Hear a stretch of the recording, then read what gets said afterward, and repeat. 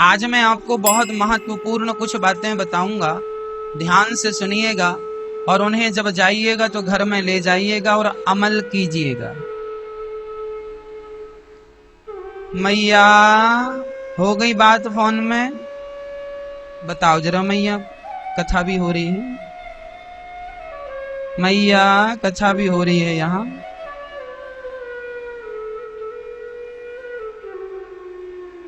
अच्छा मुझे एक बात बताओ, भगवान कृष्ण के मंदिर में जाओ या भगवान श्री राम जी के मंदिर में जाओ, भगवान के होंठों पे स्माइल है या नहीं? स्माइल, मुख में प्रसन्नता है। अच्छा आप लोगों के मुख में प्रसन्नता ऐसी है सदाबहार 24 घंटे? नहीं। अच्छा किसी भक्त ने हमसे पूछा कि महाराज जी ये भगवान मंदिर में बैठे मुस्कुराते ही क्यों रहते हैं और जब देखो खड़े रहते हैं, इनके पांव दर्द नहीं करते? हमने कहा भगवान मंदिर में इसलिए खड़े रहते हैं कि यदि वो बैठ गए और मेरे भक्त को यदि जरूरत पड़ गई तो बैठेंगे तो उठने में समय लग जाएगा, इसलिए खड़े रहते हैं कब भक्त को जरूरत पड़े और कब मैं भाग जाऊं भक्त की रक्षा के लिए। इसलिए हमारे भगवान कृष्ण तो ये सामान्य कहावत है, वह तो एक पांव से खड़ा। लोग कहते हैं ना हम तो आपके लिए एक पांव से खड़े। ये सामान्य भाषा में हम लोग इस भाषा का प्रयोग करते हैं कि हम तो आपके लिए, जोर से बोलो, एक पांव से खड़े हैं। और भगवान श्री कृष्ण कितने पांव से खड़े हैं? वह भी एक पांव से खड़े हैं, दूसरा पांव तो टेढ़ा करके रखा है। भगवान कहते हैं कि मैं अपने भक्तों के लिए एक पांव से खड़ा हूं, बस वो मुझे पुकारें तो सही सच्चे मन से। बेडम्बना तो यह है आप पुकारते नहीं, वो आते नहीं है। पहली बात, भगवान एक पांव से क्यों खड़े हैं? इसलिए, कारण कोई पूछे तो कारण ये है, भक्त के लिए एक पांव से, पहला कारण। दूसरा, भगवान 24 घंटे स्माइल क्यों करते हैं, हंसते क्यों हैं, मुस्कुराते क्यों हैं? भगवान इसलिए मुस्कुरा रहे हैं। अच्छा पहले भगवान का बैकग्राउंड चेक करो। भगवान कृष्ण का जन्म कहां हुआ? जेल में। अब जो बच्चा जेल में पैदा हुआ हो उसके जीवन में खुशियां तो नहीं होंगी, रास्ता बहुत सरल और सिंपल और सीधा तो नहीं होगा। कितनी अड़चने आई। भगवान 6 दिन के थे तब पूतना मौसी मारने आ गई। भगवान 6 महीने के थे, शकटासुर, तृणावर्त इत्यादि दैत्य मारने आ गए, लेकिन भगवान ने इन सारी मुसीबतों को हंसते हंसते टैकल कर लिया। मुस्कुराते मुस्कुराते पूतना को मार दिया, पता ही नहीं चला किसी को, स्माइल के साथ। मानो भगवान मुस्कुराकर हमें और आपको एक मैसेज देना चाहते हैं कि जीवन में कितना भी संकट आवे, कितनी भी मुसीबत आवे, होठों पे मुस्कान है आपके तो आप उस संकट से आप अपने आप को उस पार ले ही जाएंगे। अर्थात आप संकट को पराजित करके आप जीत जाएंगे। जीवन में ऐसी कोई परेशानी नहीं है जिससे आपकी मुस्कान और आपकी समझदारी से उस परेशानी को, उस संकट को टाला ना जा सके। अच्छा होता क्या है, हम थोड़ा सा संकट आने पर, थोड़ी सी परेशानी आने पर टेंशन में आ जाते हैं। और याद रखना मेरी माँ, आप जब तक प्रसन्न रहेंगे तो आपके माइंड में अच्छे अच्छे पॉजिटिव आइडिया आते रहेंगे, अच्छे अच्छे विचार आते रहेंगे। और जैसे ही आप टेंशन में आए, चिंतित हुए, उसी समय पॉजिटिविटी का द्वार बंद हो जाता है और नेगेटिविटी का दरवाजा खुल जाता है। आपका माइंड, आपकी खोपड़ी नकारात्मकता से भर जाती है। हाँ या ना? ये प्रैक्टिकली है, जो हम बोल रहे हैं वह प्रैक्टिकली आप रोज प्रैक्टिकल करते हैं। आप यदि 2 प्रकार की सोच होती है, एक सकारात्मक एक नकारात्मक, एक पॉजिटिव एक नेगेटिव। हमें क्या सोचना है वो हम पर निर्भर करता है।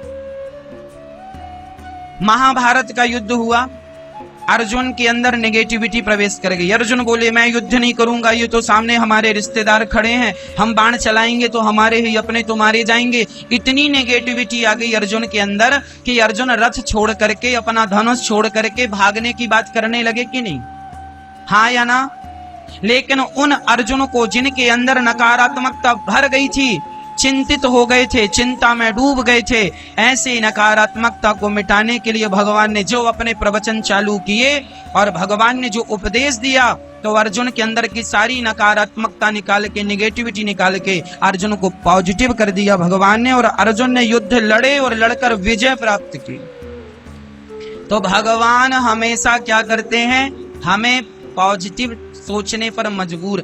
इसलिए हम आपसे जितने लोग यहाँ बैठे हैं, मैं आपसे हाथ जोड़ के कहता हूं, जीवन में कभी नकारात्मक विचार मत आने दीजिएगा। जीवन में कभी चिंतित ना होइएगा, टेंशन ना लीजिएगा, चिंता ना करिएगा। यदि आप चिंता करने लग गए, आपके माइंड में चिंता यदि प्रवेश कर गई, तो जो आपके पॉजिटिव दरवाजे थे वो बंद हो जाएंगे। क्योंकि द्वार तो एक ही है, या उस द्वार से आप,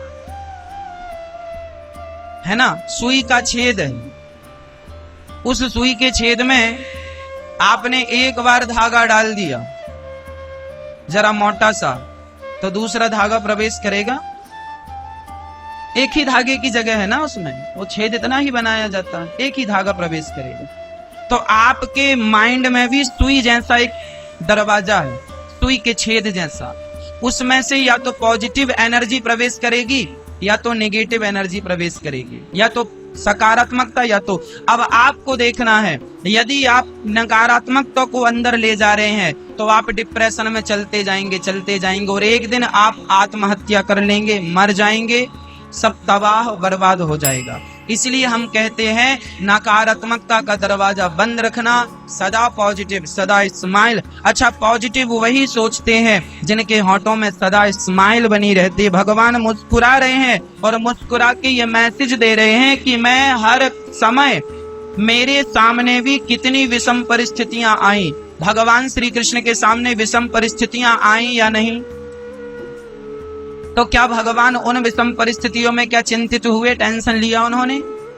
जब भगवान ने बड़ी से बड़ी विषम परिस्थिति में टेंशन नहीं ली, उन्होंने पॉजिटिव ही रहे, तो फिर भगवान कृष्ण के भक्त भला टेंशन में क्यों आते हैं? आपको भी पॉजिटिव रहना चाहिए कि मेरे भगवान को जब चिंता नहीं हुई बड़े से बड़े संकट से, तो मैं उनका भक्त हूं, मैं उन चिंता क्यों करूं? इसलिए हमें आज से चिंता को डिलीट कर देना है और चिंता की जगह भगवान कृष्ण का चिंतन करना है। चिंता समाप्त और, मैया बोलो, चिंता समाप्त और चिंतन स्टार्ट, शुरू। चिंता खत्म, चिंतन शुरू। जोर से बोलो। आज से कोई चिंता नहीं। महाराज, हमारी बेटी सयानी हो गई है, विवाह करने की बड़ी चिंता है। अरे तुम चिंता क्यों कर रहे हो? तुम बड़ी प्रसन्नता से, पॉजिटिव एनर्जी से लड़का ढूंढते रहो, मिलेगा तो मिलेगा। तुम्हारी चिंता करने से बिटिया ब्याह जाएगी? कहो जी, ब्याह जाए तो फिर करो चिंता, आओ हम सब चिंता कर लेते हैं। जो होना है वो होके रहेगा। जब तुम्हारी बेटी का विवाह होना होगा, अपने आप संयोग हो जाएगा। तुम लड़के ढूंढते रहो, तुम पॉजिटिव प्रसन्न चित्त से जाओ, प्रसन्न चित्त से आओ। भगवान की मर्जी के बिना पत्ता नहीं हिलता। तुम इंतजार करो। कहते हैं समय के पहले और भाग्य से ज्यादा ना किसी को कभी मिला था, ना मिला है, ना कभी मिलेगा। इसलिए ईश्वर पर विश्वास करना सीखो।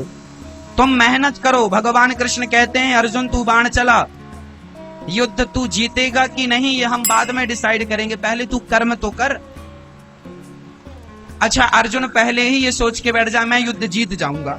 अब युद्ध तो जीतना ही है तो युद्ध करें क्यों? चलो कन्हैया घर में चलते हैं, बढ़िया हलवा पूरी खाते हैं, हम तो जीत ही जाएंगे क्योंकि आप हैं। तो क्या युद्ध का परिणाम पता चल जाने पर भी क्या बिना लड़े युद्ध जीता जा सकता है? मेरी माँ सिखाओ अपने बच्चों को कि बिना कर्म किए आपको सफलताएं नहीं मिलेंगी। कर्म तो करना है लेकिन परिणाम ईश्वर देंगे। तुम अपना कर्म ईमानदारी से मन लगा के करो, अच्छा कर्म होगा। ईमानदारी से कर्म करोगे तो परिणाम भी अच्छा ही आएगा। बच्चा अच्छे से लिखेगा, 100% लिखेगा तो पास होगा, अच्छे नंबर लाएगा। अब अच्छे लिखे ना, अच्छे से पढ़े ना, और कोई कहे कि तेरे हाथ में रेखा कह रही है तो इस साल पास हो जाएगा। अब तो गुरुजी ने कहा पास हो जाऊंगा तो एग्जाम देने की क्या जरूरत है, अब मैं एग्जाम देने नहीं जाता, गुरुजी ने कहा पास हो जाऊंगा, तो क्या ऐसे से पास हो जाएगा? भाई तेरा अच्छा कर्म ही तेरा अच्छा भविष्य है, हाँ या ना? हमारा अच्छा कर्म ही हमारा अच्छा भविष्य है, और हमारा बुरा कर्म ही हमारा बुरा।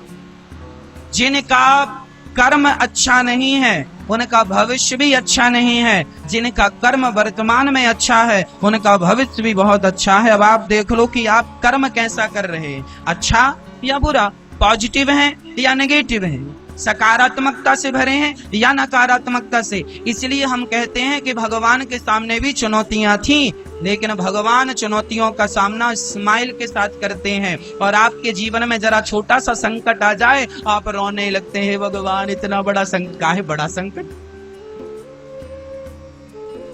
ये बड़ा संकट। अच्छा बताओ, भटिंडा में सबसे दुखी कौन है?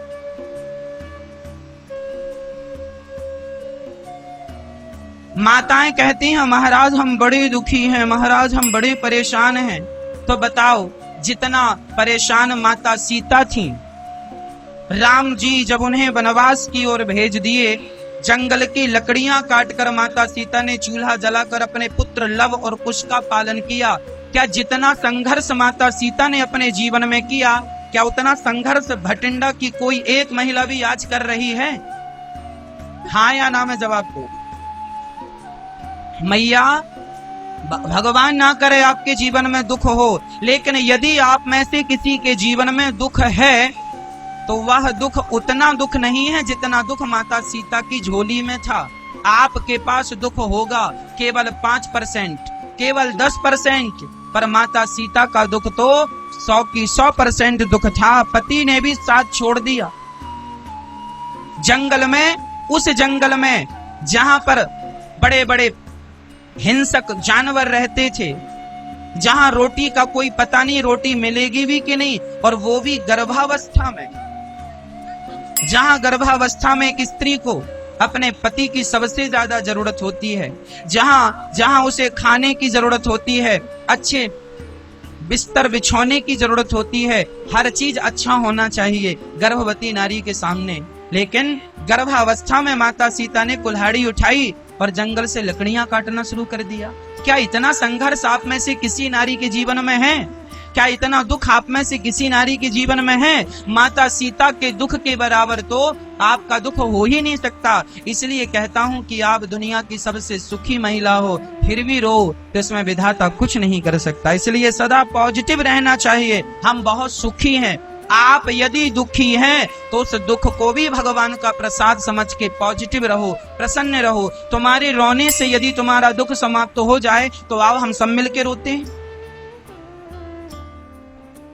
क्या हमारे रोने से हमारा दुख कम हो जाएगा? माना कि आप दुखी हैं, माना कि दुखी हैं, तो क्या आपके रोने से आपका दुख चला जाएगा? मेरी माँ, रोना समस्या का समाधान नहीं है। कोई पुरुष दुखी है तो रोना उस समस्या का समाधान नहीं है। समाधान क्या है? समाधान यह है कि आप उस दुख का डट करके सामना करें, वह भी प्रसन्न चित्त से। माता सीता लकड़ियां काटती हैं कुल्हाड़ी से, लेकिन रोते रोते नहीं। देखो मेरी माँ, ये जिंदगी तो हमें गुजारनी पड़ेगी। एक आदमी को यहां से अमृतसर जाना था, भटिंडा से अमृतसर जाना था, और वो भी पैदल जाना है। उसे सजा दी गई किसी राजा के द्वारा कि तुझे यहां से अमृतसर जाना है और गुरुद्वारे में माथा टेक के आना है, और वो भी पैदल। ये तेरी सजा है, जा। जब तू गुरुद्वारे में माथा टेक के आएगा तो तेरी सजा हम माफ कर देंगे। जा, पैदल जाना है। अब ध्यान से सुनना, यहां से अमृतसर किसी को जाना है, वो भी पैदल। अब चाहे तो वो आदमी रोता हुआ जाए, चाहे तो हंसता हुआ जाए। आपको क्या लगता है, रोता हुआ जाएगा तो उसका रास्ता कम हो जाएगा क्या? और हंसता हुआ जाएगा तो कम या ज्यादा हो जाएगा? अरे रोता हुआ जाएगा तो भी 200 किलोमीटर ही चलना है, और हंसता हुआ जाएगा तो भी 200 किलोमीटर ही चलना है। पर मुझे ये बताओ कि रास्ता यदि सुखद बनाना है तो रोने के बाद सुखद बनेगा कि हंसते हंसते रास्ता सुखद बनेगा? मेरी माँ, जिंदगी की यात्राएं हम सबको पूरी करनी ही है। हम सबको मनुष्य शरीर मिला है तो हमें ये यात्रा पूरी करनी ही है। अब आप चाहे जिंदगी की यात्रा हंसकर पूरी कर लो या रोकर पूरी कर लो, मर्जी आपकी। इसलिए इस जिंदगी के इस रास्ते में हमें और आपको चलना तो है, लेकिन रोते रोते नहीं। तुम्हारा पति बड़ा अच्छा है और तुम्हारा पति बड़ा दुष्ट है। किसी का बेटा बहुत अच्छा है, किसी का बेटा बहुत दुष्ट है। किसी की बहू बहुत अच्छी है, किसी की बहू बहुत दुष्ट है। मेरी माँ, अब रिश्ते निभाना तो पड़ेंगे। बहू है, बेटा है, नाती है, सब हैं, अच्छे हैं या दुष्ट हैं, बुरे हैं या अच्छे हैं, जैसे हैं रिश्ते निभाने तो पड़ेंगे। अब हंसकर निभा लो या रोकर निभा लो, मर्जी आपकी है। इसलिए क्यों रोकर निभाए जाएं, हंसकर निभाए जाएं। इसलिए भगवान मंदिर में बैठ के 24 घंटे हंसते हैं। आज से आप कसम खाइए कि आप हमेशा मुस्कुराते रहेंगे। आज से आप प्रतिज्ञा कीजिए कि आपका पति आपको डांट रहा हो तो भी आप खुश रहेंगे, आपकी पत्नी आपको गालियां दे रही हो तो भी आप खुश रहेंगे, आपके पिता आपको डांट रहे हैं तो भी खुश रहेंगे, आपकी सास आपको डांट रही है या बहू डांट रही है सास को, हर हाल में आपको प्रसन्न रहना है। क्या आपके दुखी होने से समस्या का समाधान हो जाता है? यदि हो जाता है तो आओ हम सब रो लेते हैं एक साथ। जवाब दो मेरी माँ। मैया, हो गई पंचायत आपकी? हाँ।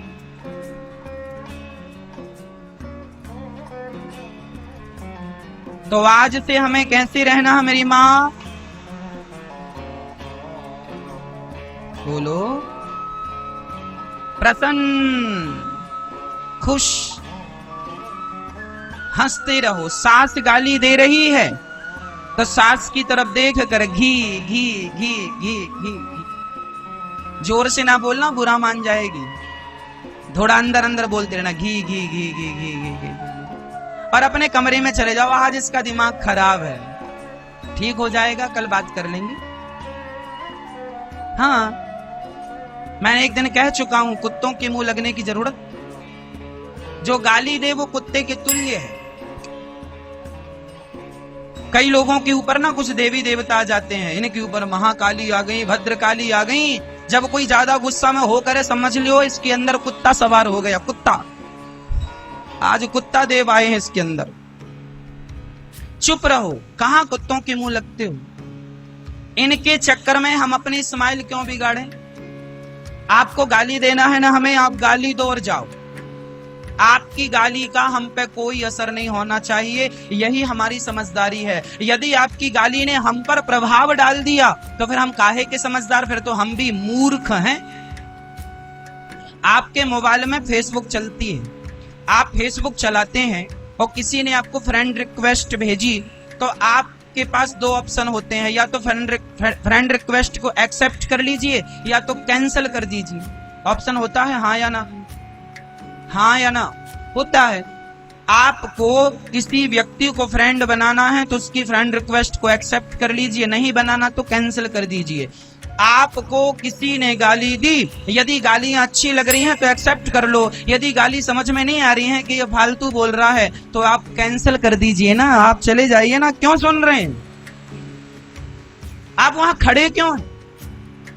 आपको मजा आ रहा है गालियां सुन के? आपका पति आज गालियां देने के मूड में है और आप खड़ी हो वहां पे सुन रही हो। जाओ अपने कमरे में काम, किचन में काम करने लग जाओ, जाओ कुछ काम करने, कुछ में व्यस्त हो जाओ। इसका मूड ऑफ है, जब ठीक होगा बात कर लेना। आपको बड़ा मजा आता, हमें गालियां दे रहे। हाँ सुनो, तुमने हमें बेवकूफ कहा, तुम्हारा बाप बेवकूफ, तुम बेवकूफ, तुम्हारी माँ बेवकूफ। लो, इससे क्या होगा? यदि आपने अपने पति को बदले में गालियां दे दी, आपने अपने सास को बदले में गालियां दे दी, आपने अपनी बहू को बदले में गालियां दे दी, तो आपको क्या लगता है ये समाधान है समस्या का? यदि समाधान है तो फिर दो। इससे क्या होगा? तुम्हारे घर में एक सप्ताह तक किसी के होंठों पे मुस्कान नहीं रहेगी। सब एक दूसरे से देख के ना मुंह फेरते रहेंगे। सास यहाँ जा रही है, ससुर यहाँ जा रहा, बहू यहाँ जा रही है, पति यहाँ जा रहा। घर का हंसता खेलता माहौल क्यों बिगाड़ रहे हो मेरी माँ? इसलिए समझदारी यही है कि हम प्रसन्न रहें और ऐसा कुछ करें कि हमारे घर का वातावरण सदा प्रसन्न चित्त रहे। जिसके घर में सदा प्रसन्नता होती है उस घर में भगवान का वास होता है। और जिस घर में सदा लोग लड़ते झगड़ते और गाली गलौज करते रहते हैं उस घर में कुलक्ष्मी का वास होता है। लक्ष्मी माता तो कभी नहीं पहुंचती, अलक्ष्मी का वास हो जाता है। उस घर में दरिद्रता का वास हो जाता है। इसलिए कभी झगड़ा ना, कभी विवाद ना। हर हाल में एक मैया भटिंडा से वृंदावन चली गई। वृंदावन में एक दुकानदार से कहा, भाई साहब जरा हमें गोपाल जी खरीदना है, लड्डू गोपाल, जरा वो वाले गोपाल जी देना। दुकानदार ने कहा, वो वाले क्यों, ये वाले ले लो, ये और अच्छे हैं। उस माँ ने कहा, ना भैया हमें ये वाले गोपाल जी नहीं, हमें वो वाले लड्डू गोपाल जी चाहिए। क्यों वो वाले क्यों, उसमें क्या खास बात है उनमें? तब उस माँ ने कहा, उनमें स्माइल ज्यादा है, वो स्माइल ज्यादा कर रहे हैं, हंस ज्यादा रहे हैं, मुस्कुरा ज्यादा रहे हैं। तब बात समझ में आई कि भक्त भगवान खरीदता है तो मुस्कुराने वाला, भक्त को भगवान यदि मुस्कुराने वाला चाहिए तो भगवान ने भी शर्त रख दी, मुझे भी भक्त वही अच्छे लगते हैं जो सदा मुस्कुराते रहते हैं, सदा प्रसन्न रहते हैं। इसलिए हमें हर हाल में क्या रहना है?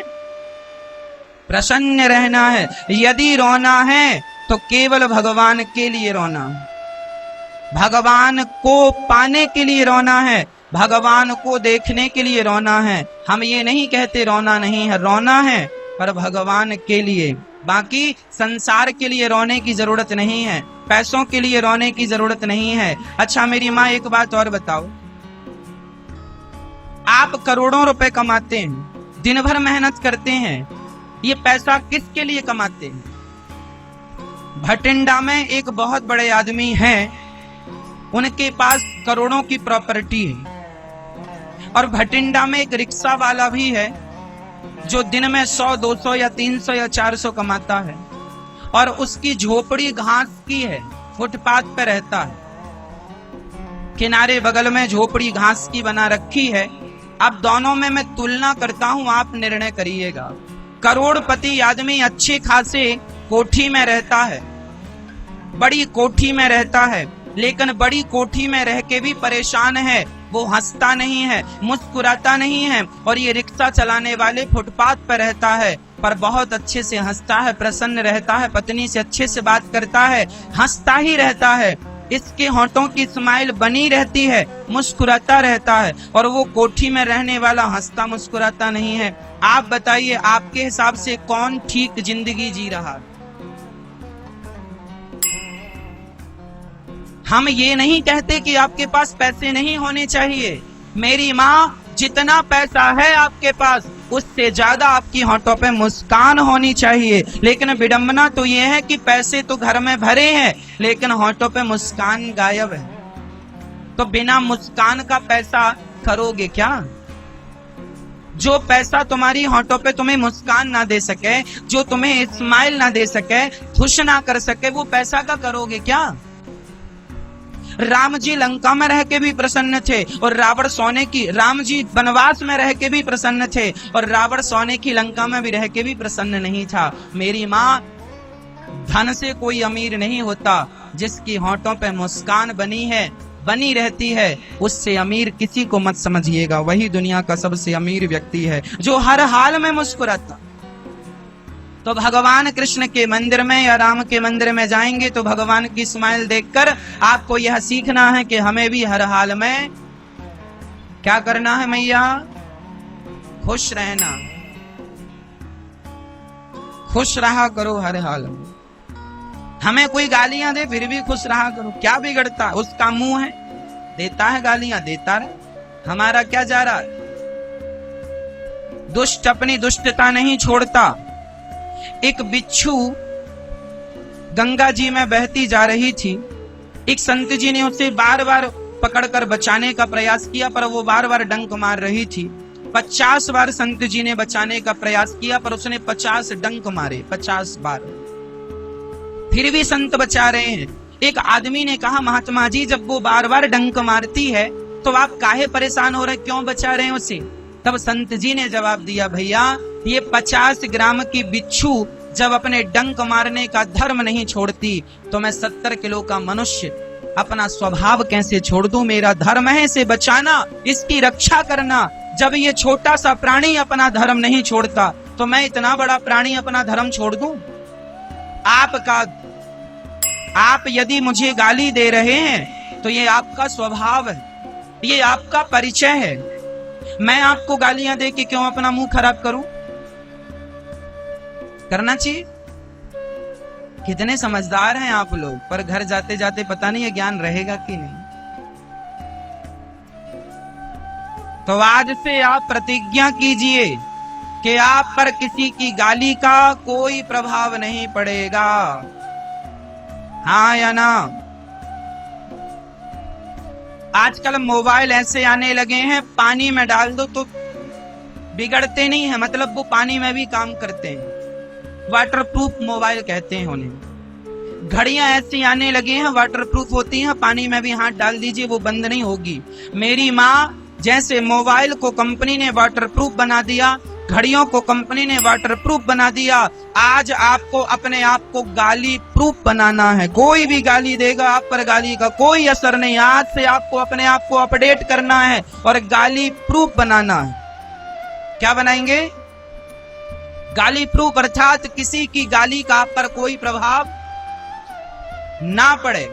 यदि कंपनियां अपनी घड़ी, मोबाइल, गाड़ियों को अपडेट कर रही हैं तो आपको भी अपने आप को अपडेट करना पड़ेगा। जो व्यक्ति अपने आप को समय के साथ अपडेट करता है वह बहुत सुखी रहता है, और जो व्यक्ति समय के साथ अपने आप को अपडेट नहीं करता वह मारा जाता है। महाभारत में एक व्यक्ति था, उस व्यक्ति ने अपने आप को अपडेट नहीं किया, मारा गया। नाम था अभिमन्यु। मैं इतिहास के पन्नों से आपकी बातें कर रहा हूं। अभिमन्यु ने चक्रव्यूह में जाना मां के पेट में सीख लिया था। हाँ या ना? अभिमन्यु ने चक्रव्यूह में जाना कहां सीखा था? जब इनकी मां सुभद्रा गर्भवती थी तब इन्हें चक्रव्यूह में जाने की बात सिखा रहे थे, बता रहे थे अर्जुन। कुछ लोग कहते हैं भगवान कृष्ण बता रहे थे, कुछ अर्जुन, कोई भी बता रहा था। हम मुद्दा वो नहीं है। हम ये समझें कि अभिमन्यु को चक्रव्यूह में कैसे घुसा जाता है, ये कहां सिखा दिया गया था? जोर से बोलो। मां के पेट में। अच्छा, चक्रव्यूह में जाना तो सिखा दिया गया, लेकिन वापस आने की जब बात अर्जुन बताने लगे उसी समय कोई काम आ गया या सुभद्रा सो गई तो वो सुन ना पाई और बच्चा सीख ना पाया। अच्छा, अब ध्यान से सुनना। अब अभिमन्यु जब मां के गर्भ से बाहर आए तो क्या उनकी जिम्मेदारी नहीं थी कि वो अपनी विद्या को पूरी कर लें? यदि गर्भ में जाना वो पेट में सीख गए थे तो यदि वो चक्रव्यूह में जाना यदि वो मां के पेट में सीख गए थे तो बाहर निकलना मां के पेट से बाहर आके सीख लेते, अपने आप को अपडेट कर लेते। लेकिन उन्होंने अपने आप को अपडेट नहीं किया, इसलिए अभिमन्यु चक्रव्यूह में जाना तो जानते थे लेकिन चक्रव्यूह से बाहर आना नहीं जानते थे। उन्होंने अपनी विद्या को अपडेट बोलो नहीं किया। ये इतिहास साक्षी है या नहीं इस बात का? हाँ या ना में जवाब को। क्या अभिमन्यु ने अपने आप को अपडेट किया? नहीं किया। परिणाम क्या हुआ? महाभारत में मारे गए। बस यदि आपने अपने आप को समय रहते अपडेट नहीं किया तो आप भी किसी ना किसी मुसीबत में मारे जाएंगे। इसलिए आप अपनी रक्षा कर सकें, आप अपने आप को बेहतर बना सकें, इसके लिए समय के साथ हमें अपने आप को अपडेट करना होगा। हर मोबाइल को अपडेट करना पड़ता है, हर कंप्यूटर को अपडेट करना पड़ता है, हर सॉफ्टवेयर को अपडेट करना पड़ता है। बस एक आप लोग हैं जो अपने आप को अपडेट करना नहीं चाहते या नहीं जानते। तो आज से आपको अपने आप को क्या करना है? गाली प्रूफ बनाना। आपके अंदर किसी की गाली का कोई प्रभाव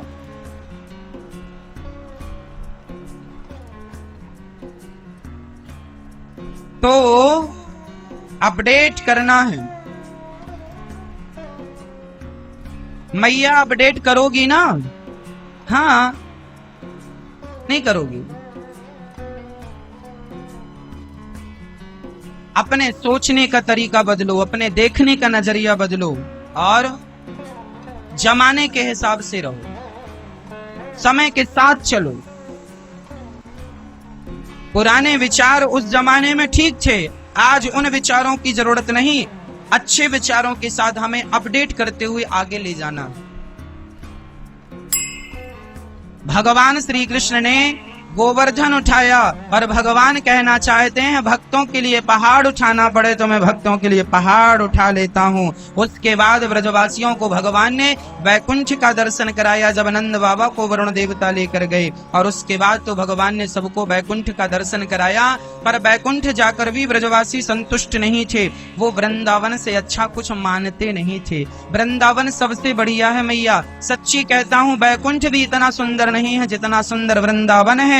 बस वृंदावन को देखने की दिव्य हमारी आध्यात्म दृष्टि होनी चाहिए। इन आंखों से तो वहां भी ईंट पत्थर ही नजर आएंगे, लेकिन यदि अंदर की अंतरात्मा से देखोगे तो कण कण में राधे कृष्ण का आपको दर्शन हो जाएगा, कण कण में गौरी गोपाल भगवान का दर्शन हो जाएगा। वृंदावन आना तो गौरी गोपाल वृद्धाश्रम, गौरी गोपाल मंदिर जरूर आना। गौरी गोपाल का अर्थ क्या है जानते हैं? गौरी मतलब राधा। गौरी मतलब क्या होता है? गौरी किसको? माता राधा रानी का एक नाम गौरी है। गौरी माता पार्वती का नाम भी है, पर गौरी माता पार्वती का ही नहीं, श्री राधा रानी का एक नाम गौरी है। तो गौरी और गोपाल, गोपाल अर्थात गोविंद, गोविंद अर्थात श्री कृष्ण। तो गौरी और गोपाल, गौरी गोपाल मंदिर जरूर आइएगा, ठाकुर जी का दर्शन कीजिएगा और वृद्ध माओं का दर्शन कीजिएगा। तो भगवान आज यमुना के पुलिन तट पर खड़े होकर सुंदर सा रास रचाते।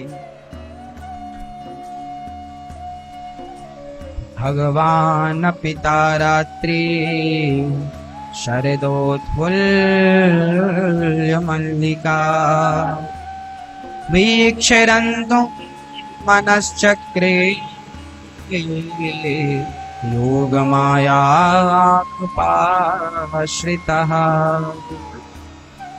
आज यमुना के पुलिन तट पर खड़े होके श्याम सुंदर ने जो बांसुरी बजाई ना मेरी माँ, आज भगवान का मन हुआ कि गोपियों के संग रास रचाया जाए। ये रास क्या है? रसो वैसा, स्वयं भगवान का नाम रस है।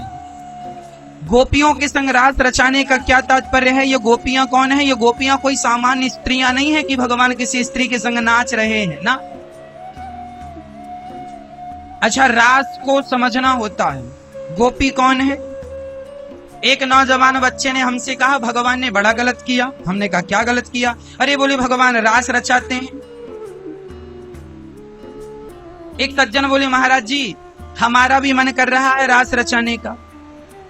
हमने कहा भाई सुन, भगवान ने रास रचाए हैं ये तो सही है, लेकिन जिस भागवत में ये बात लिखी है कि भगवान रास रचाए, उसी भागवत में यह भी लिखा है कि जब भगवान रास रचाए उस समय भगवान की आयु केवल 7 वर्ष की थी। 7 वर्ष पूरी होके 8वें वर्ष में वो लगे थे प्रवेश।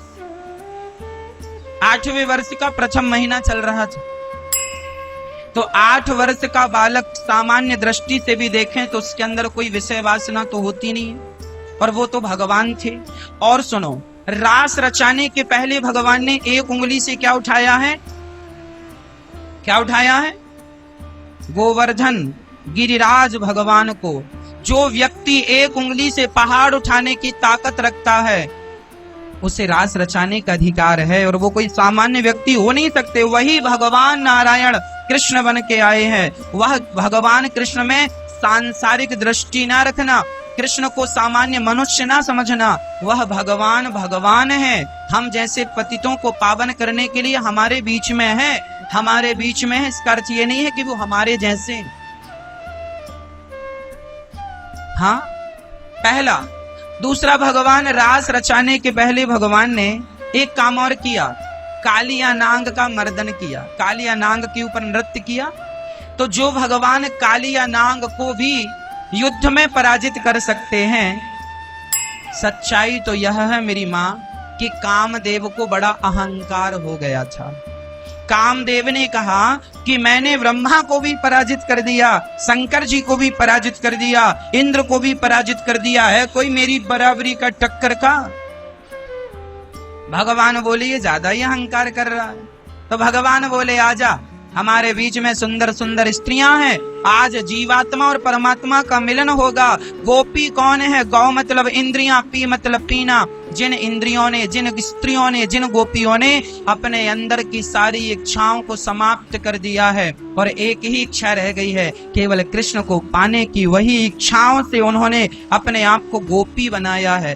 गोपी केवल स्त्री का नाम नहीं है मेरी माँ, उस रास में भगवान शंकर भी पधारे थे केवल गोपी बनके। गोपी मतलब स्त्रियों से संबंध नहीं था, गोपी एक यूनिफॉर्म था, एक ड्रेसअप था। आज भी वृंदावन में गोपी ड्रेस मिलती है। ये गोपी क्या है? गोपी एक स्वरूप है, गोपी एक भाव है ना।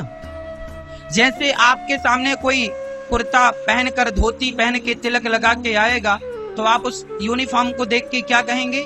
पंडित जी आइए।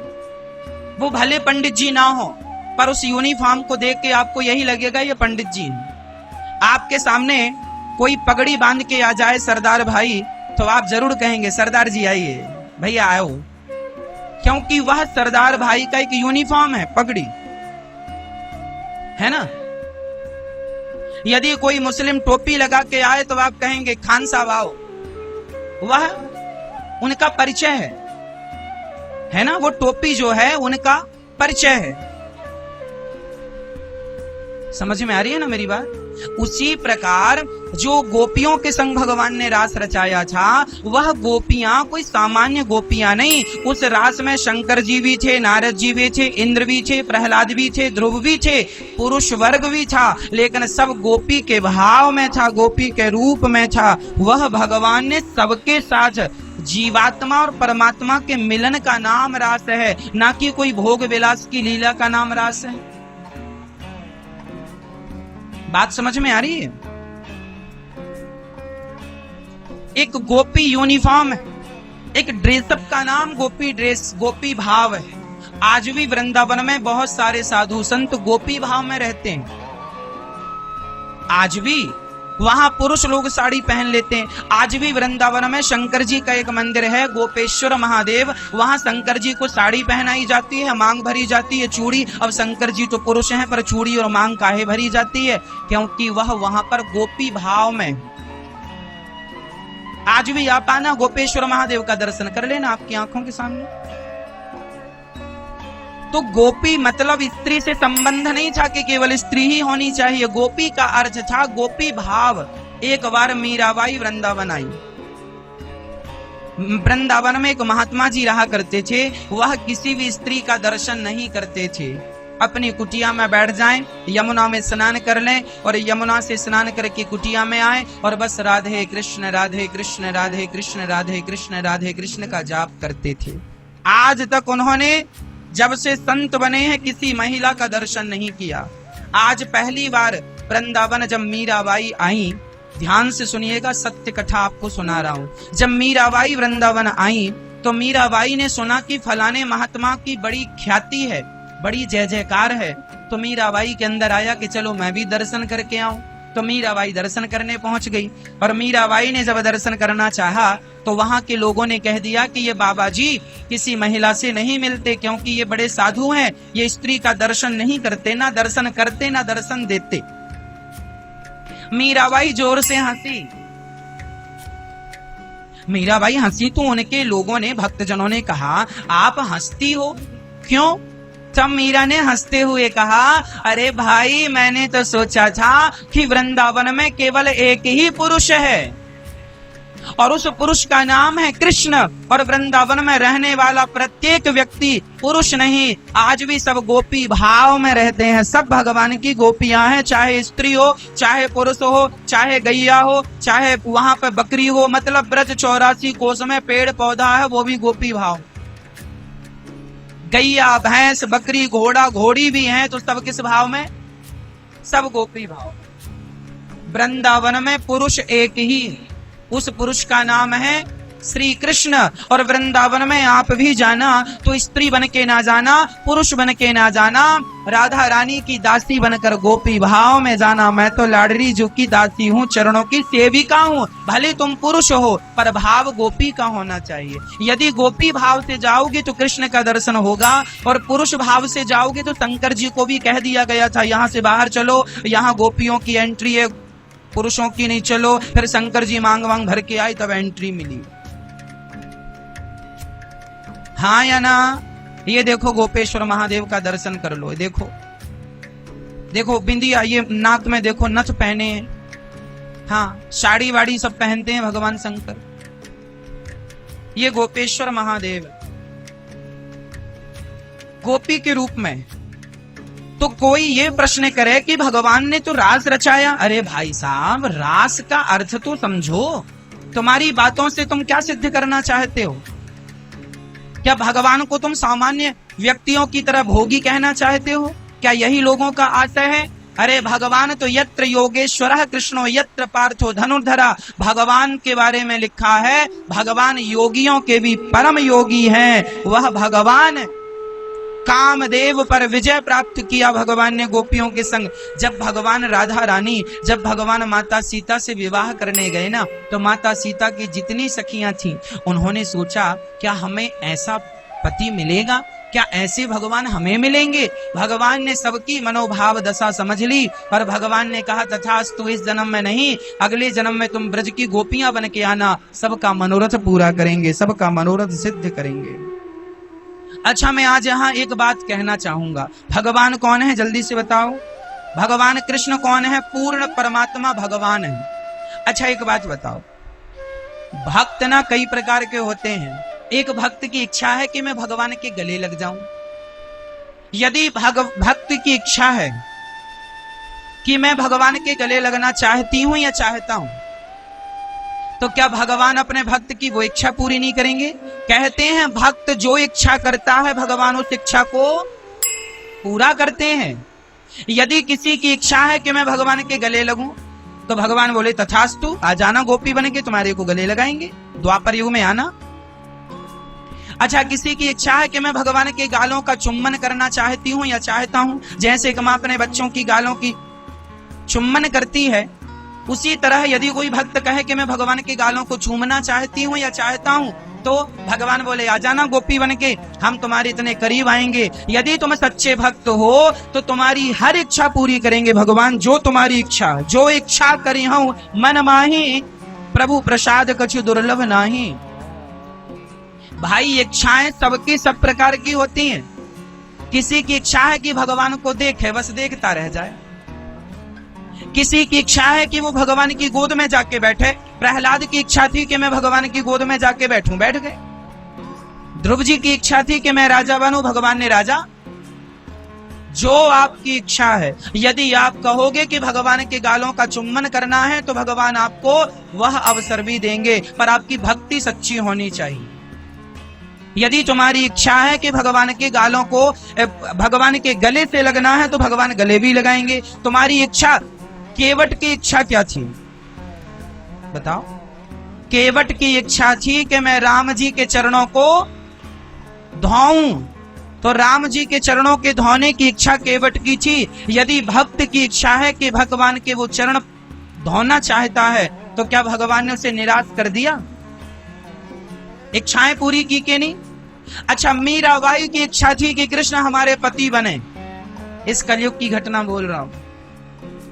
यदि मीराबाई की इच्छा थी कि कृष्ण हमारे पति बने, तो भगवान मीराबाई के पति बने कि नहीं? अरे ये तो सब ठीक है, और सुनाता हूं आपको। नरसिंह मेहता की इच्छा थी कि मेरी बेटी का भाई बने के सांवरा आओ और मायरा भर के जाओ, तो भगवान ने इच्छा पूरी की, नानी बाई का मायरा भरा।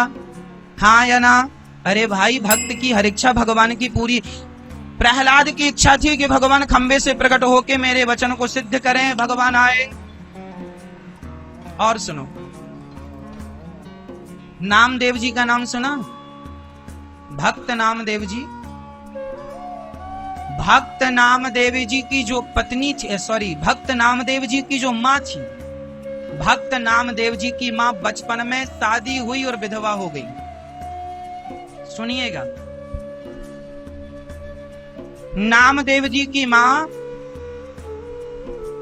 इनके नाना जी थे वामदेव। वामदेव की बेटी शादी हुई और शादी के महीने भर में उनकी बेटी विधवा हो गई, पति शांत हो गए। अब जब पति शांत हुए तो रोने लगी, मेरे तो पति चले गए। तब वामदेव जी बहुत बड़े कृष्ण भक्त थे। उन्होंने अपनी बेटी को समझाया, बेटी कोई मर जाए तो ऐसे रोते नहीं है, तेरी किस्मत में विधवा होना लिखा था, तू हो गई, पर रो मत। सुन, तेरे पति अब से भगवान कृष्ण है, तेरे पति अब से भगवान कृष्ण है और तू इन्हें अपना पति मानेगी, अब तू रोएगी नहीं। उसने अपने पिता की बात मान ली और ठाकुर जी थे श्याम सुंदर, उनके पास जाए, बैठी रहे, बातें करती रहे। उसके अंदर भाव जाग गया कि कृष्ण मेरे पति। बड़ी भोली थी, बड़ी सरल, सच्ची बात कर रहा हूं, ये बात लिखी है भक्तमाल में। अब होते होते क्या हुआ, एक दिन इसकी सखियां मिलने के लिए आई, तो एक सखी का पेट बड़ा था, तो इसने पूछ लिया। बड़ी भोली थी, बड़ी सरल, जमाना देखा ही नहीं था कैसा होता है। शादी हुई थी और पति मर गए, ससुराल भी नहीं जा पाई थी, पति का स्पर्श भी नहीं हुआ था, कुछ नहीं जानती। एक दिन इसकी सखी आई, उसका पेट जरा बड़ा था, तो इसने पूछ लिया, बहन तेरे पेट में कोई सूजन है क्या, दर्द है, कोई रोग है क्या? उसने कहा, पगली रोग वोग नहीं है, मैं गर्भवती हूं, मेरे पेट में बच्चा है। अच्छा, ये गर्भवती कैसे होते हैं, ये बच्चा कैसे होता है? अरे जिसका पति होता है वह नारी गर्भवती होती है। अच्छा, तो गर्भवती जब होती है तो पेट बड़ा होता? हाँ, पेट बड़ा होता, पेट में तो बच्चा होता। अच्छा, कुछ बातें हुई, उसने समझी, उसको लगा कि मेरे पति तो भगवान है, मैं तो गर्भवती हूं नहीं। तो दौड़ के चली गई भगवान के पास, प्रभु प्रभु मेरी सखी गर्भवती है, बताओ मैं गर्भवती कब होऊंगी, बताओ मैं गर्भवती कब होऊंगी। इतनी सरल थी, इतनी भोली थी कि वो भगवान से कहने लगी कि मुझे गर्भवती होना, भगवान से जिद करने लगी, मैं गर्भवती होना, मेरी सखी गर्भवती है, उसका पेट बड़ा है, मुझे अच्छा लगा, उसका बच्चा होगा, मुझे भी गर्भवती होना है, हे भगवान मुझे गर्भवती होना है, मुझे गर्भवती होना है। भगवान से जिद करने लगी, भगवान से रो कर पुकारने लगी। जब वो इतनी सच्ची भक्त थी और इतना प्यार से पुकारा, तो भगवान ने आकर उसे स्पर्श किया और स्पर्श होते ही वह गर्भवती हो गई। ये लिखी बात है, ये कलयुग की घटना है। अब गर्भवती हो गई, सुनिएगा, गर्भवती तो हो गई, समय आने पर उसने बच्चे को जन्म दिया। बच्चा वही नामदेव, जो सबसे बड़े भक्त थे नामदेव, नामदेव का जन्म हुआ। अब नामदेव का जन्म हुआ तो सारे गांव वाले थू थू करने लगे, अरे राम राम, इसका तो पति मर गया था, विधवा थी और विधवा के बच्चा हो गया, इसने जरूर काला मुंह कराया होगा। अब तो वामदेव जी रोने लग गए, बुलाया बेटी को, क्यों बेटी तूने अपने बाप का नाम डुबा दिया, बता, मैंने कहा था भगवान की पूजा करना, भगवान की सेवा करना, यहाँ वहां मन ना लगाना, बोल तू कहाँ गई थी मन लगाने के लिए, तेरे बच्चा कैसे हो गया, तेरा तो पति नहीं है। लड़की बोली, पिताजी आप झूठ क्यों कहते हैं, आपने तो कहा था मेरे पति कृष्ण कन्हैया है। हाँ हाँ मैंने तो कहा था, पर कृष्ण कन्हैया थोड़ी तुझे बच्चा देने आएंगे। हाँ पिताजी, उन्हीं का बच्चा। अब वामदेव जी तो मान गए, पर ये जमाना कैसे माने, ये जमाने को सफाई कौन दे के भगवान का ही छोरा है, ये भगवान का ही बेटा है, इसके अंदर कोई पाप नहीं है, किसको सफाई देने जाए। तब कहीं जाकर जमाना मानने को तैयार नहीं, जमाना एक्सेप्ट नहीं करने को तैयार, हम इस बच्चे का ना तो नामकरण करेंगे ना तो कोई संस्कार करेंगे, क्योंकि ये पाप का बच्चा, इसने जरूर कहीं काला मुंह कराया है, कोई मानने को तैयार नहीं। तब इसने जाकर, नामदेव जी की मां जाकर भगवान से रोई, प्रभु बच्चा तो दिया है पर सारे लोग तो बच्चे को स्वीकार नहीं करते, कहते हैं पिता कहाँ है। तो हे प्रभु आप परिचय दे दो अपना कि आपका ही बेटा नहीं, सब मुझे तो काला मुंह कह के बुला रहे हैं, कल मुही है तूने काला मुंह कराया, समाज तो हमें जीने नहीं देगा। तब भगवान ने आकाशवाणी की, ये कलयुग की घटना है, सारा गांव इकट्ठा हुआ और भगवान ने आकाशवाणी की, वामदेव जी समस्त गांव वाले सुनो, यह जो बच्चा है इसका नाम होगा नामदेव और मैं इसका पिता हूं। भगवान ने गवाही दी, तब जाकर समाज ने नामदेव जी को एक्सेप्ट किया। और ये वही नामदेव जी हैं, ये घटना है महाराष्ट्र की, ये वही नामदेव जी हैं जिन्होंने 27 बार विट्ठल भगवान का प्रत्यक्ष दर्शन किया। क्या किया? क्या किया? प्रत्यक्ष दर्शन किया। तो मैं कह रहा था कि मैया यदि भक्त की इच्छा है कि मैं भगवान के पुत्र की मां बनना चाहूंगी, तो भगवान उसकी वो भी इच्छा पूरी करते हैं। तो गोपियों की इच्छाएं जो जो थी भगवान ने उनकी समस्त इच्छाओं को पूरी किया, क्योंकि वो भगवान है और भगवान का धर्म है कि वो अपने भक्तों की इच्छाएं पूरी करें। तो भगवान ने गोपियों के संग रास रचाया, इसमें तो कोई गलत नहीं था, कोई अति संयोक्ति नहीं थी, क्योंकि वो भगवान है। जीवात्मा और परमात्मा का मिलन ही महारास है, रास है। तो किसी को रास पर से कोई दिक्कत हो, कोई डाउट हो तो आकर हमसे क्लियर कर लेना, हम आपको स्पष्ट प्रमाण के साथ हर बात बता देंगे। यदि आपके डाउट्स फिर भी बचे हों, भगवान के प्रति कोई संदेह हो, तो आप स्पष्ट कर लीजिएगा, हमसे क्लियर कर लीजिएगा। वो भगवान है, कोई सामान्य पुरुष नहीं है। अब भगवान ने यमुना के पुलिन तट पर बांसुरी बजाई। आज यमुना के तट पर जो बांसुरी बजी, गजब की बांसुरी बजती है वृंदावन बसैया की। करूं तारीफ मुरली की या मुरली के बजैया की, जहां चलता ना काम तीर और कमानों से, वहां बातें होती मुरली की तानों से। भगवान तो अपने भक्त को सब प्रकार से प्रसन्न करते हैं। सारी गोपियां अपने अपने काम में लगी थीं। आज बांसुरी बजी, सारी गोपियों का ध्यान भगवान ने अपनी ओर आकर्षित किया और क्लीम बीज मंत्र छोड़ के भगवान ने सबको बुलाया। एक सखी गाय दौड़ रही थी कि बांसुरी सुनाई पड़ी, गाय वहीं छोड़ दी, दूध वहीं छोड़ दिया, दौड़ पड़ी कृष्ण से मिलने के लिए। एक सखी आंखों में काजल लगा रही थी, बांसुरी सुनाई पड़ी, काजल वहीं छोड़ दिया, दौड़ पड़ी कृष्ण से मिलने के लिए। एक सखी अपने बच्चे को स्तनपान करा रही थी, दूध पिला रही थी कि बांसुरी सुनाई पड़ी, वहीं छोड़ दिया भगवान अपने बच्चे को। मतलब गोपियों के अंदर कृष्ण के प्रति इतना समर्पण था कि वह काम को महत्व ना देकर श्याम सुंदर को महत्व दिया करती थी। जो व्यक्ति भगवान को महत्व देता है उसे भगवान मिलते हैं, जो काम को महत्व देता है उसे काम मिलता। सारी गोपियां काम धाम छोड़ छोड़ के आईं, और जब सारी गोपियां आ गईं तो भगवान ने कुछ गोपियों को उनके पति ने रोक लिया, पर उनके अंदर इतनी उत्कंठा हुई भगवान से मिलने की, इतनी उत्कंठा हुई कि उनके प्राण वायु निकलकर भगवान के चरणों में रह गई। बंधन शरीर का हो सकता है, कोई रोकेगा तो शरीर को रोकेगा, प्राणों को तो नहीं रोक सकता ना। जीवात्मा परमात्मा का मिलन हो गया, यही रास है। और जब गोपियां आईं तब भगवान ने सभी गोपियों का स्वागत किया। स्वागतम वो महाभागा प्रियम किम करवाणि वह, ब्रजस्यानामय कच्चिद भूतागमन कारणम। भगवान ने सारी गोपियों का स्वागत, आओ आओ आओ, ये बताओ यहाँ क्यों आई हो सखी, क्या उद्देश्य है आने का, हेतु क्या है, कारण क्या है। तब सारी गोपियों ने कहा, श्याम सुंदर आपने बुलाया, हम चली आई। अच्छा हमने बुलाया, हमने तो बांसुरी बजाई, आप चली आई। अच्छा आई हो तो दर्शन कर लिया ना, अब जाओ।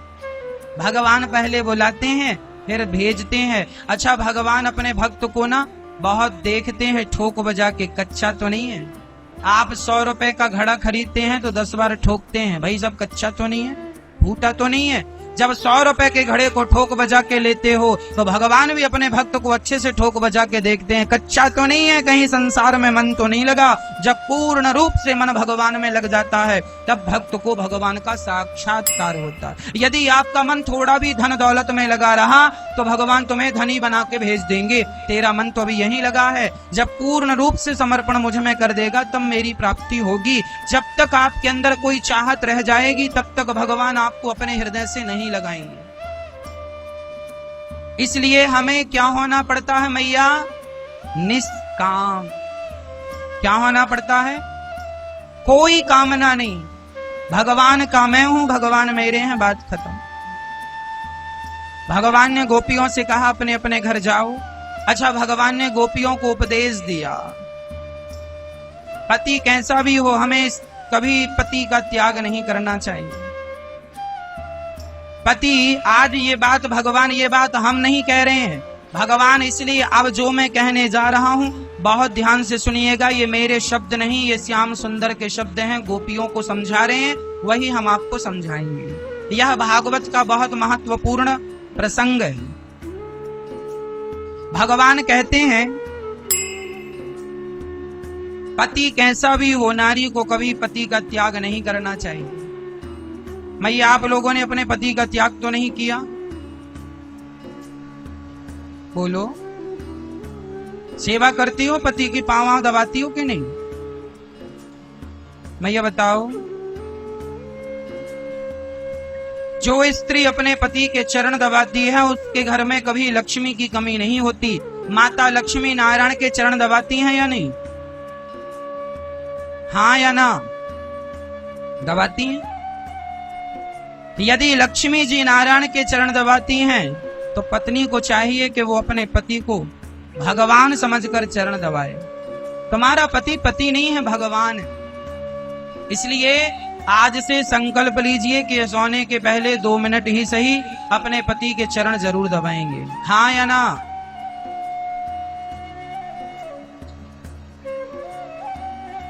नहीं?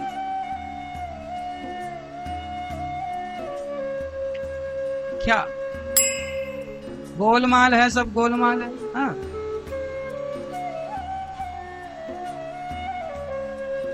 दबाएंगे चरण, दबाइएगा। जिस आप प्रैक्टिकल करके देखना, जिस घर की नारी पति के चरण दबाती है उस घर में सुख शांति समृद्धि रहती है। लक्ष्मी जी दबाती है ना भाई चरण, भगवान नारायण के, आप भी दबाया करो। नारी को चाहिए कि वो अपने पति की खूब सेवा करे। पति गालियां दे तो भी उस गालियों का कोई उत्तर ना देना चाहिए। आज फर्स्ट में ही हमने आपको वो सारी बातें समझा दी। अच्छा, पति को क्या करना चाहिए पत्नी के साथ? पत्नी सेवा करे, चरण दबाए, तो पति को क्या मारना चाहिए? अच्छा, कुछ पति लोग अपनी पत्नियों को मारते हैं। पंजाब में मारते कि नहीं? नहीं मारते? हाँ, आप मारते हो? अच्छा, वो आपको मारती हैं? अच्छा, लो। अच्छा, तो यहाँ पत्नियां पतियों की पिटाई कर, तो पति पिटने लायक काम करते होंगे आप लोग, तो पत्नियां पीटती हैं।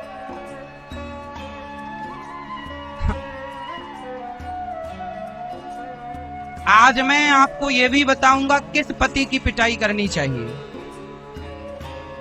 यह भी बता के जाऊंगा। एक पक्ष नहीं, दोनों पक्ष को समान अधिकार। पत्नी को चाहिए पति की सेवा करे, चरण दबाए, आज्ञा का पालन करे, और पति को चाहिए कि वह स्त्री का, नारी का सम्मान करे। पुरुष को कभी भी स्त्रियों पर हाथ नहीं उठाना चाहिए। महाभारत में पितामह भीष्म मर गए, लेकिन उन्होंने सामने खड़ी शिखंडी, जिसे वह स्त्री मानते थे, उस पर उन्होंने हाथ। भारत का पुरुष कभी भी महिला पर हाथ नहीं उठाता, और जो पुरुष महिला पर हाथ उठाता है वह पुरुष नहीं। इसलिए नारियों पर कभी हाथ ना उठाओ। हाँ, डांट देना ठीक, समझा देना ठीक है, पर हाथ उठाना ठीक नहीं। पत्नी पर, स्त्री जात पर हाथ नहीं उठाना चाहिए। मैया जी, पुरुषों को चाहिए, अच्छा आज बहुत सारे पुरुष होते हैं वह अपनी पत्नी को पांव की जूती मानते हैं।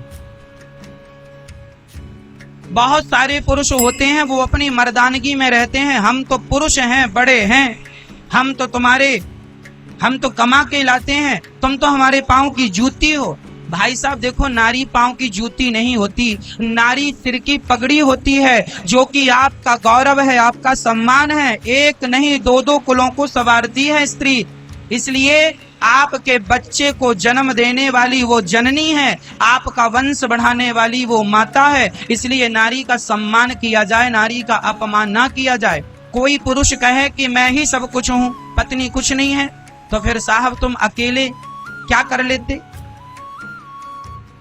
हाँ, यदि पुरुष बाहर निकल के कमाता है तो घर की व्यवस्थाएं करना भी आम बात नहीं है, जो कि महिलाएं घर का सारा काम करती हैं, घर को मेंटेन करती हैं। यदि आप बाहर से पैसा कमा के लाते हैं तो घर का मेंटेन नारियां करती हैं। जरा तुम एक दिन करके देख लो, पता चल जाएगा। इसलिए नारी को कम ना समझा जाए। 50 पुरुष है तो 50 नारी है, 50-50 100। अब पुरुष कहे मैं 51 हूं, तू 49 है, तो ये पुरुष की सोच गलत है। नारी कम नहीं, पुरुष ज्यादा नहीं, तुम दोनों साइकिल का पहिया हो। साइकिल में 2 पहिए होते हैं। अब बताओ 2 पहियों में कौन सा पहिया महत्वपूर्ण है और कौन सा पहिया हम निकाल के फेंक दें? बताओ। साइकिल के 2 पहियों में कौन सा ज्यादा महत्वपूर्ण है? बताओ। उसे रखते हैं, बाकी फेंक देते हैं। कौन सा? अरे भाई, साइकिल तब चलती है जब दोनों पहिया मेंटेन हो, दोनों बराबर हो। बस गृहस्थी की गाड़ी के 2 पहिए हैं, पति और पत्नी, दोनों को बराबर की भागीदारी से, बराबर की समझदारी से चलना। यदि आप दोनों समझदारी से चलेंगे तो आपकी गृहस्थी की गाड़ी बहुत अच्छी चलेगी। और यदि एक को अहंकार आ गया, पत्नी को या फिर पति को, तो आपका बस गृहस्थ जीवन नरक बनता चला जाएगा। इसलिए समझदारी से गृहस्थी चलती है, एटीट्यूड अहंकार से गृहस्थी नहीं चलती। अब पत्नी अहंकार करने लग जाए, मैं तुमसे ज्यादा कमाती हूं, पुरुष ज्यादा अहंकार करने लग जाए, जानती नहीं है मेरे कारण तू बड़ी बड़ी गाड़ियों में घूम रही, तेरी औकात क्या थी? हाँ, तेरे बाप के यहाँ तो क्या था, मेरे यहाँ देख ये है। तो आप अपनी पत्नी को ऐसे ताने मारेंगे तो क्या पालेंगे? क्या हासिल कर लेंगे अपनी पत्नी को ताने मार के? अब जैसी है तुम्हारी, शादी के पहले तुम्हें सोचना चाहिए था कि किस बाप की बेटी से विवाह करें, किस बाप की बेटी से ना करें। अब विवाह कर लिया है तो ताने ना मारो, उस रिश्ते को निभाओ, यही तुम्हारी समझदारी है, निभाओ। अब ताने मारने से कोई समाधान तो निकलना नहीं। इसलिए समझदारी यह है कि जो, और मैं आपको बता दूं, रिश्ते सबके भगवान तय करते हैं, रिश्ते सबके भगवान बनाते हैं। हमें तो मृत्यु लोक में आके केवल उन रिश्तों को निभाना होता है, तो बड़े प्रेम से निभाओ, लड़ाई झगड़े में कुछ नहीं रखा। पति जो है, जैसा है, अच्छा है। तुम्हारा पति गोरा है, काला है, गरीब है, अमीर है, ठीक है, अब निभाना है। अब बाप को, अरे मेरे पिताजी ने गलत किया, ऐसे लड़के से मेरा विवाह कर दिया ना। पहले कहाँ थे तुम्हारी आंखें? पहले नहीं थी, पहले देखना सुनना नहीं था। इसलिए पहले सब देख लो, लड़की अच्छी है कि खराब है, लड़का अच्छा है कि बुरा, पहले निश्चित कर लो। शादी के बाद मुंह ना बनाना, फिर रिश्तों को निभाना।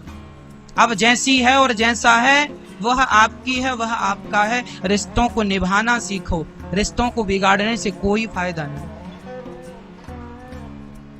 तो नारी पांव की जूती नहीं, सिर की पगड़ी है। तो नारी का अपमान कदापि पुरुष को नहीं करना चाहिए। समझदार पुरुष तो अपमान नहीं करता। कुछ मूर्ख क्वालिटी के पुरुष होते हैं, वह अनादर करते, अपमान करते। 3rd क्वालिटी के पुरुष, चाइना मॉडल।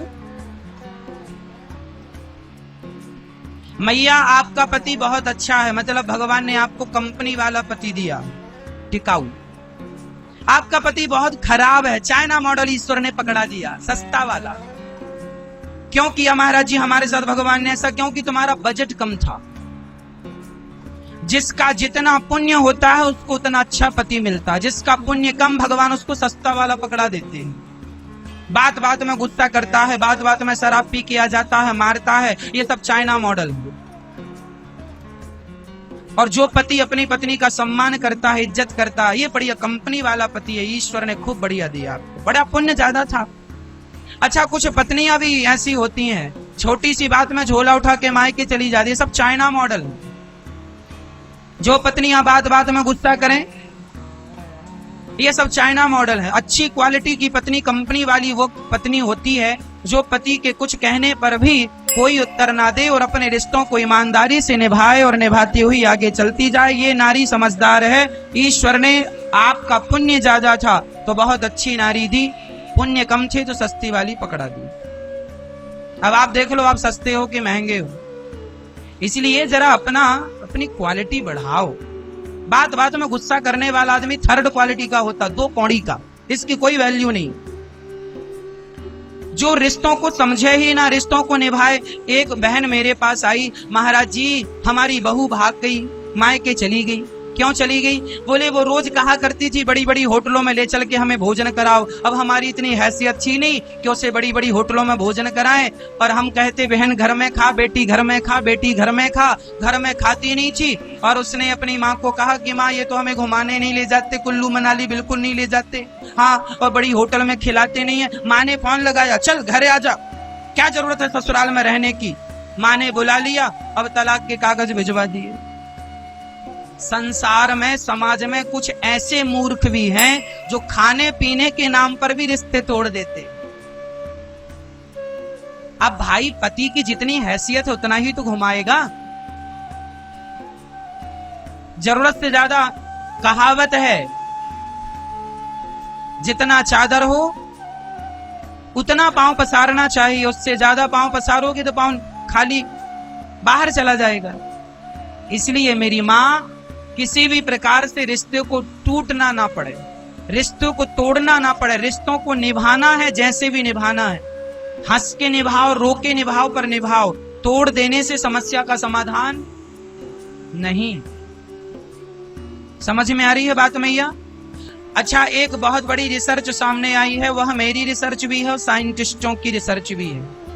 लड़की का घर बर्बाद करने में सबसे ज्यादा हाथ उसकी मां का होता है।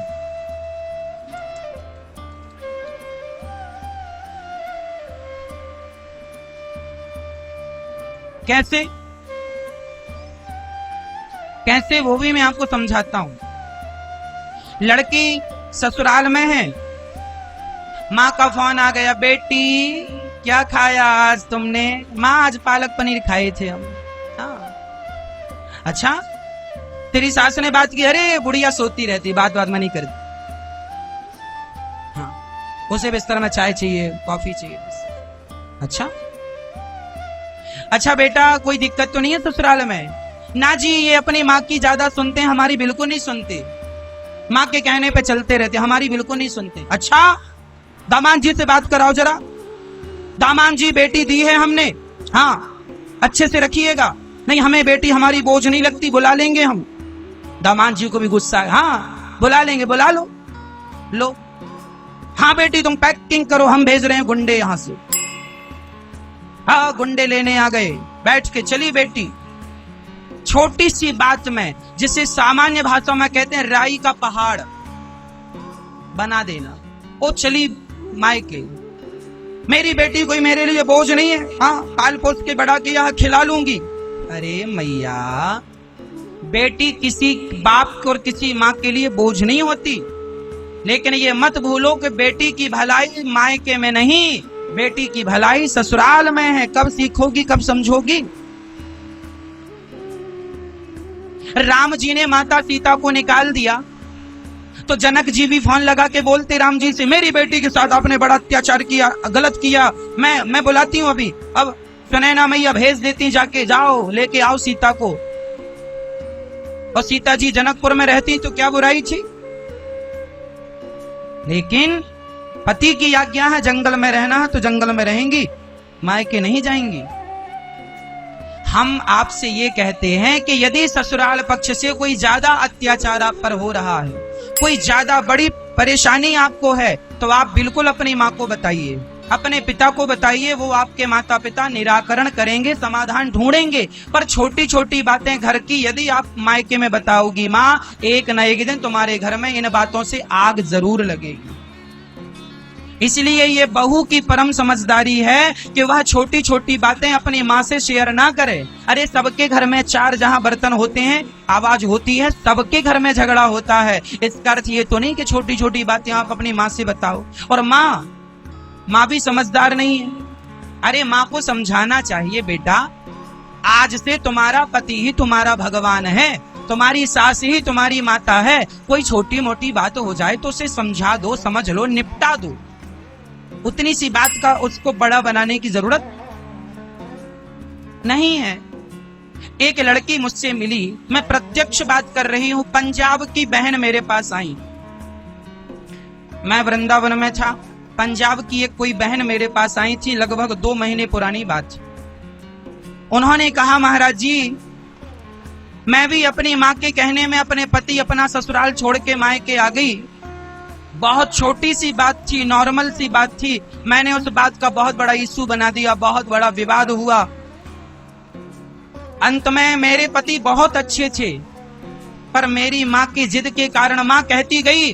अच्छा, लड़की जब ससुराल से मायके भाग जाती है ना, तो उससे ये लगता है मेरा पति आएगा, गिड़गिड़ाएगा, तुम्हारे बिना जी नहीं लगता, तुम्हारे बिना दिल नहीं लगता, चलो जी चलो जी चलो जी। अच्छा, वो पत्नी ये चाहती है मेरा पति आए, नाक रगड़े, गिड़गिड़ाए।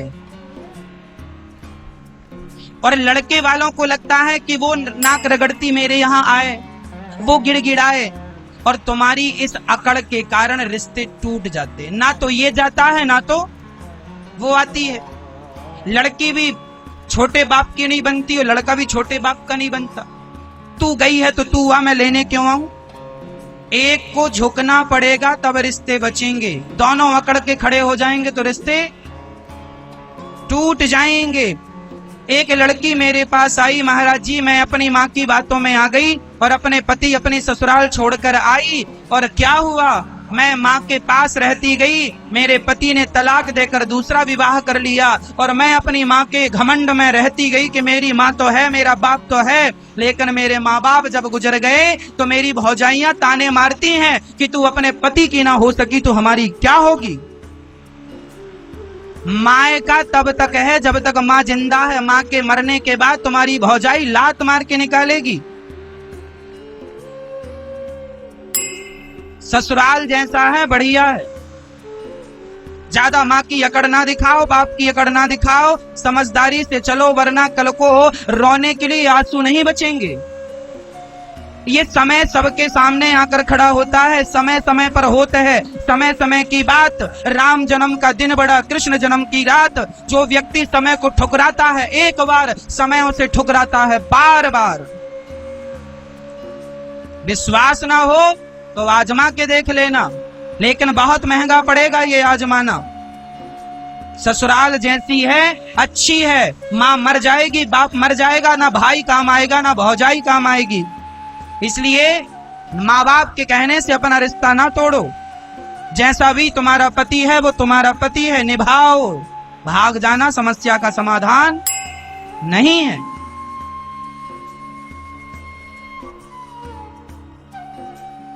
समझाया करो अपनी बेटियों को। जीवन में अल्फाबेट काम नहीं आता जो पढ़ लिख जाते हो। जीवन में रियल प्रैक्टिकली जिंदगी समझ में आती है। रियल कुछ और होता है। अल्फाबेट हमने जो पढ़े हैं वो धरा रह जाएगा तुम्हारा अल्फाबेट। जो हम पढ़ाई करते हैं मेरी माँ, वो पढ़ा हुआ हमारी रियल जिंदगी में काम नहीं आता। वो पढ़ाई लिखाई बिजनेस व्यापार में काम आती है। रिश्तों को निभाने के लिए अल्फाबेट काम नहीं आएगा। रिश्तों को निभाने के लिए प्रैक्टिकली लाइफ काम आएगी, प्रैक्टिकली ज्ञान काम आएगा। उस ज्ञान से आपका क्या निर्णय है, वो निर्णय आपकी रक्षा करेगा। पाइथागोरस प्रमेय काम आएगा तुम्हारी पति पत्नी के रिश्तों में। यहां प्रेम चाहिए। ये तुम्हारे बिजनेस व्यापार के लिए पाइथागोरस काम आएगा। शून्य का आविष्कार आर्यभट्ट ने किया। ये नॉलेज तुम्हारा जमाने को सिखाने पढ़ाने के काम आएगा। पत्नी के बीच में बैठ के तुम ये डिस्कस ना करो कि शून्य का आविष्कार किसने किया। यहां प्रेम की बातें होनी चाहिए, यहां भगवान की बातें करो, यहाँ रिश्तों को कैसे निभाना है, रिश्तों को कैसे चलाना है, ये बातें काम आएंगी। और जो बातें जीवन में काम आती हैं वह किसी भी स्कूल किसी भी कॉलेज में नहीं पढ़ाई जाती मेरी माँ। वो स्वयं अनुभव से हासिल करनी होती है। हाँ या ना, हाँ या ना।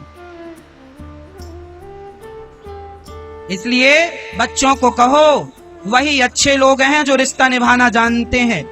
रिश्ते उलझ जाएं, धागा उलझ, आप भी धागा उलझ जाए तो धागे को पहले सुलझाते हैं। आखिरी ऑप्शन होता है कि कैंची चला दो।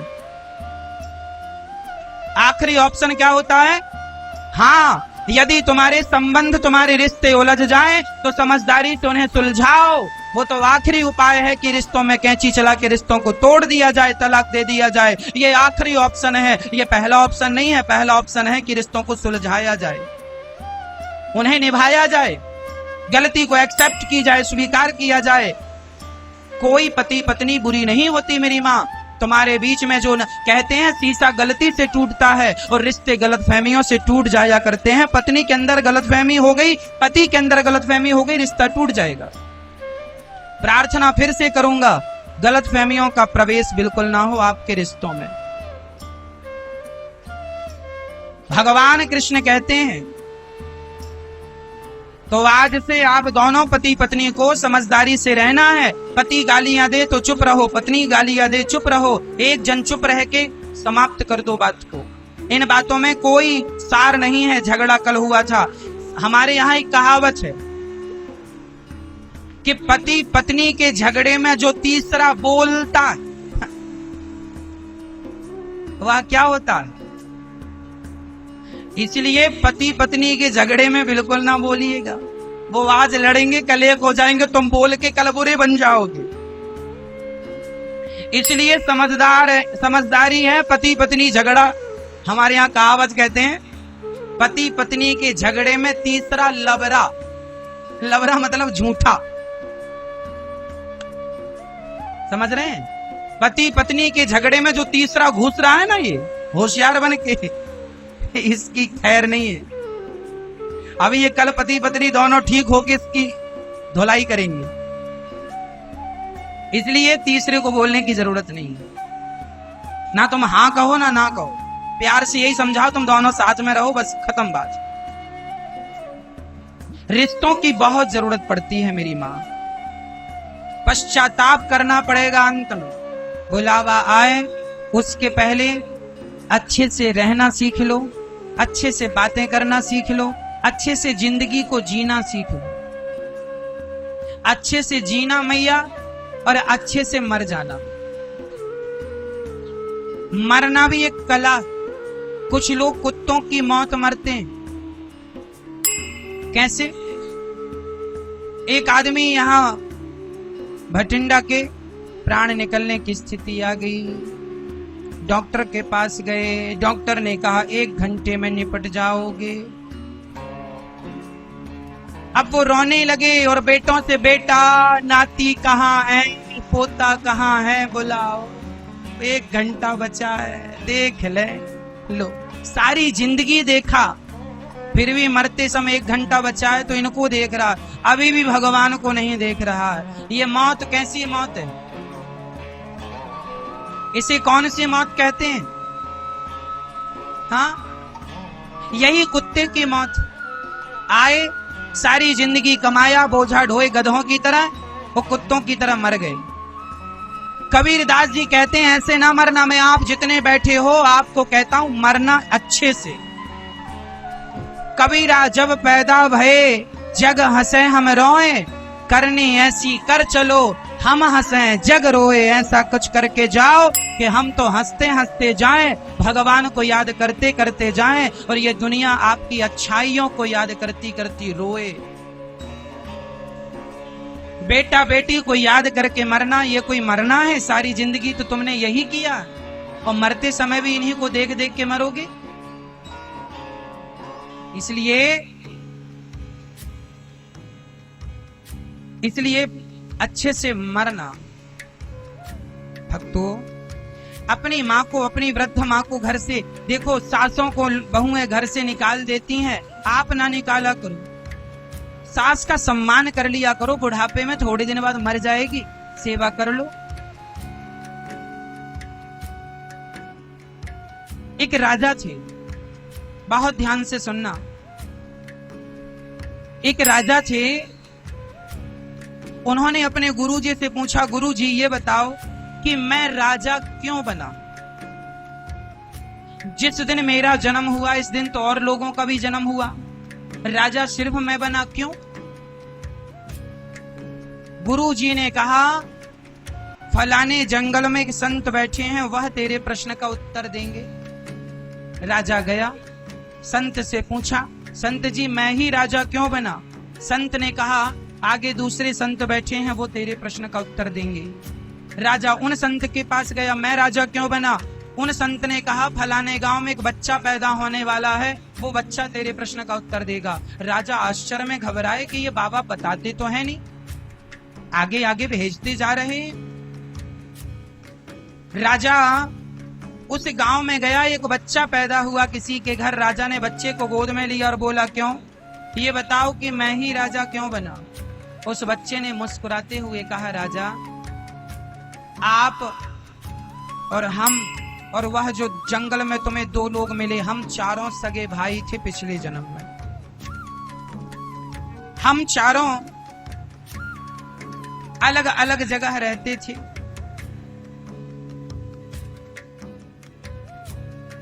बड़े भाई के घर कोई आ जाता था तो बड़े भाई उनको घर से धुतकार के भगा देते थे। उनसे छोटे भाई के पास कोई आ जाता था तो वह भी घर से निकाल देते थे। और मेरे पास कोई आता था तो मैं भी उसे रोटियां नहीं देता था। लेकिन जब तुम्हारे घर कोई आता था तो तुम बड़े सम्मान से उसे बिठाकर भोजन कराते थे। पिछले जन्म में तुमने किसी को पेट भर भोजन कराया है, अन्नदान दिया है, इसलिए विधाता ने तुम्हें राजा बना के बिठाया है कि जाओ तुम प्रजा का पेट भरो, तुम जाओ सेवा करो, क्योंकि तुम राजा बनने के लायक हो। क्योंकि देखो खाते तो सब है मैया, पर खाने के पहले ये देख लेना चाहिए कि जो भोजन हम कर रहे हैं उस भोजन की किसी जरूरतमंद को जरूरत तो नहीं है। सभी में अपना पेट तो पशु पक्षी भी भर लेते हैं, पर सभी में बांट कर खाए उसे इंसान कहते हैं। पराया दर्द अपनाए उसे इंसान कहते हैं। यूं भरने को तो पक्षी भी अपना पेट भर लेते हैं, पर सभी में बांट कर खाए उसे इंसान कहते हैं।